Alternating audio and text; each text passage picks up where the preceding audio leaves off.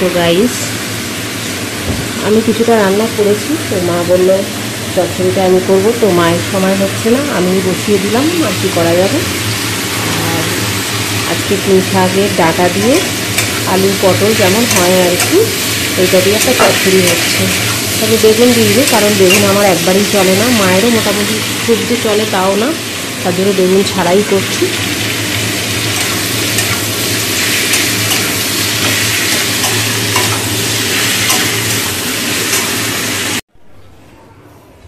তো লাস্টে মাই রেডি করলো যে চচ্চড়িটা, আমি আর লাস্টে নামাই না।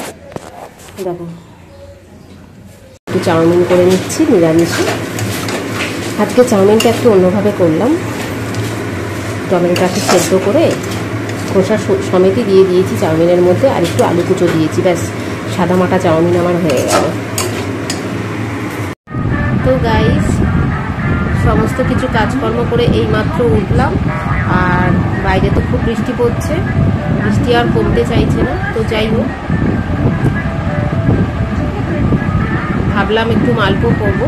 তো মালপোয়া করবো কি, দুধের ব্যাপার ছিল, দুধটা ছিল না, হঠাৎ করে দুধ ছিল, আসলে দুধটা দই বসিয়ে ফেলেছি, আর দুধ নেই। এবার দুধটা আনতে হবে, তারপর মালপোয়া হবে। ভাবছি বিকেলবেলায় মালপোয়াটা করবো।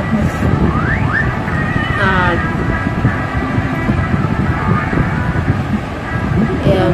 পুজো এখনো হয়নি, তো পুজো করব, তারপরে লাঞ্চ করব, তারপরে একটু রেস্ট নেবো, কারণ দুদিন ধরে খুবই চাপ যাচ্ছে, একটু রেস্ট না নিলেই হবে না। একটু রেস্ট নিয়ে তারপরে বিকেলবেলায় একটু দোকানে গিয়ে দুধের প্যাকেট এনে তারপরে মালপোয়া বানাবো।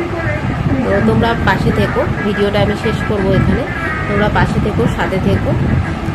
তোমরা তো জানো আমি ছোট বড় এইভাবেই ভিডিও দিচ্ছি প্রতিদিন।